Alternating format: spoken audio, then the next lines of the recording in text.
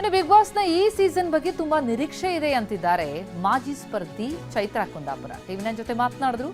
12 ಸೀಸನ್ನಲ್ಲೂ ಒಂದು ವಾರ ಭಾಗಿಯಾಗಿದ್ರು. ಈ ಸೀಸನ್ನಲ್ಲೂ ಕೂಡ ಅತಿಥಿ ಸ್ಪರ್ಧಿಯಾಗಿ ಮಾತನಾಡಿದ್ದಾರೆ ಸೀಸನ್ ಕುರಿತು.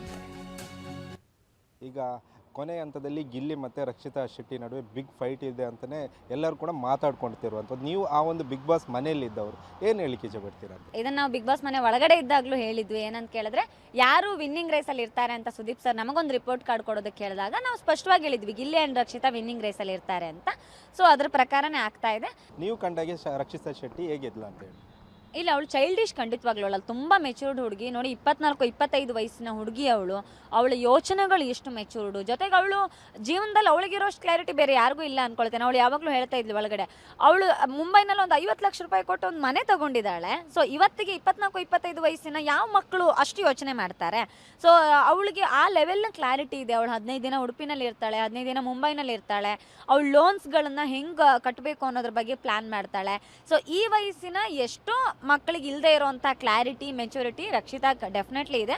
ಅವಳಿಗೆ ಕನ್ನಡ ಭಾಷೆಯ ತೊಡಕಾಗ್ತಾ ಇತ್ತು ಅನ್ನೋದು ಬಿಟ್ಟರೆ, ಮತ್ತು ಅವಳು ಬೈ ನೇಚರ್ ಹಾಗಿದ್ಲು ಅನ್ನೋದು ಬಿಟ್ಟರೆ, ಖಂಡಿತವಾಗ್ಲೂ ಅವಳು ಇಮ್ಮೆಚೂರ್ಡ್ ಅನ್ನೋದನ್ನು, ನಾನು ಚೈಲ್ಡಿಶ್ ಅನ್ನೋದನ್ನು ನಾನು ಖಂಡಿತ ಒಪ್ಪೋದಿಲ್ಲ. ಅಂದರೆ ಈಗ ಯಾರು ವಿನ್ನರ್ ಆಗ್ಬೋದು, ಯಾರು ರನ್ನರ್ ಆಗ್ಬೋದು ನಿಮ್ಮ ಅನಿಸಿಕೆ ಪ್ರಕಾರ?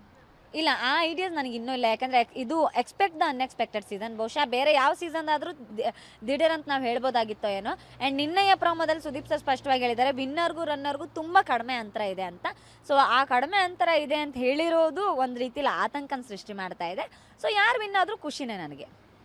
ಒಂದು ಕಡೆಯಲ್ಲಿ ರಕ್ಷಿತ್ ಶೆಟ್ಟಿ ಕರಾವಳಿಯವರು, ನೀವು ಕೂಡ ಕರಾವಳಿಯವರು, ಬಿಗ್ ಬಾಸ್ ಸ್ಪರ್ಧಿಯಾಗಿದ್ರಿ, ವೈಲ್ಡ್ ಕಾರ್ಡ್ ಎಂಟ್ರಿಯನ್ನು ಪಡೆದುಕೊಂಡಿದ್ದೆ. ರಕ್ಷಿತಾ ಶೆಟ್ಟಿ ಬಗ್ಗೆ ಒಂದೆರಡು ಮಾತು ಹೇಳೋದು? ರಕ್ಷಿತಾ ತುಂಬ ಕ್ಲೋಸ್ ಆಗಿದ್ದಿದ್ದು, ನಾನು ಅದನ್ನೇ ಹೇಳ್ತಿದ್ದೆ. ಮನೆಯಲ್ಲಿ ನನಗೆ ಸೂರಜು, ರಘು ಸರ್ ಬಿಟ್ಟರೆ ತುಂಬ ಕ್ಲೋಸ್ ಆಗಿದ್ದಿದ್ದು ರಕ್ಷಿತಾ. ನಮ್ಮದೇ ಒಂದು ಕಿಚನ್ ಟೀಮ್ ಇತ್ತು. ನಾವು 4 ಜನ ಎಲ್ಲ ರೀತಿ ತಲಹರಟೆ ಮಾಡ್ತಿದ್ವಿ ಕಿಚನಲ್ಲಿ. ನೈಟ್ ಕಿಚನ್ ಅಂತ ಓಪನ್ ಮಾಡ್ಕೊಳ್ತಿದ್ವಿ. ಇದು ನಾವು 4 ಜನರು ಮಾಡ್ತಾ ಇದ್ದ ಕಿತಾಪತಿಗಳಷ್ಟಿತ್ತು. ಸೊ ಹಾಗಾಗಿ ನಂಗೆ ತುಂಬ ಕ್ಲೋಸ್ ಆಗಿದ್ದಿದ್ದು ರಕ್ಷಿತಾ. ಆ್ಯಂಡ್ ವೈಯಕ್ತಿಕವಾಗಿ ಸಾಕಷ್ಟು ವಿಷಯಗಳನ್ನ ನನ್ನ ಜೊತೆ ಹಂಚ್ಕೊಳ್ತಾ ಇದ್ಲು. ಹೊರಗಡೆ ಬರಬೇಕಾದ್ರೂ ಕೂಡ ಅವಳು ಕೊನೆ ತನಕ ನಾನು ಹೊರಗಡೆ ಗೇಟಿಂದ ಹೊರಗಡೆ ಬಂದಿದ್ದೀನಿ, ಡೋರ್ ಹಾಕಕ್ಕೆ ಬಿಟ್ಟಿರಲಿಲ್ಲ, ನನ್ನ ಕೈ ಬಿಟ್ಟು ಕಳಿಸ್ತಾನೆ ಇರಲಿಲ್ಲ. ಗಟ್ಟಿ ಹಾಗೆ ಹಿಡ್ಕೊಂಡಿದ್ಲು, ಹೋಗಬೇಡಿ ಅಂತ ಅಷ್ಟು ಜೋರಾಗಿ ಅಳ್ತಾ ಇದ್ಲು. ಸೊ ತುಂಬ ಖುಷಿ ಇದೆ ನಂಗೆ ಅವಳ ಬಗ್ಗೆ, ಅವಳು ಬಂದಿರೋ ರೀತಿ ಬಗ್ಗೆ. ಮತ್ತು ಅವಳಿಗೆ ಬಿಗ್ ಬಾಸ್ ಅನ್ನೋದೊಂದು ಅವಕಾಶ, ಆ ಬಿಗ್ ಬಾಸ್ ಮನೆಯಲ್ಲಿ ಯಾವುದೇ ಕಂಟೆಸ್ಟೆಂಟ್ಗಳಿಗೂ ಸಿಗದೇ ಇರೋಷ್ಟು ಅವಕಾಶ ರಕ್ಷಿತಾಗೆ ಸಿಕ್ಕಿದೆ. ಸೊ ಅದೆಲ್ಲ ನೋಡಿದಾಗ ಖುಷಿ ಆಗುತ್ತೆ, ಹೆಮ್ಮೆ ಕೂಡ ಆಗುತ್ತೆ. ಇದಿಷ್ಟು ಚೈತ್ರಾ ಕುಂದಾಪುರ ಅವರ ಮಾತಾಗಿರುವಂಥದ್ದು. ಕ್ಯಾಮ್ರಾಮನ್ ರಾಮ್ ಜೊತೆ ಪ್ರಜ್ವಲ್ ಅಮೀನ್, TV9 ಉಡುಪಿ.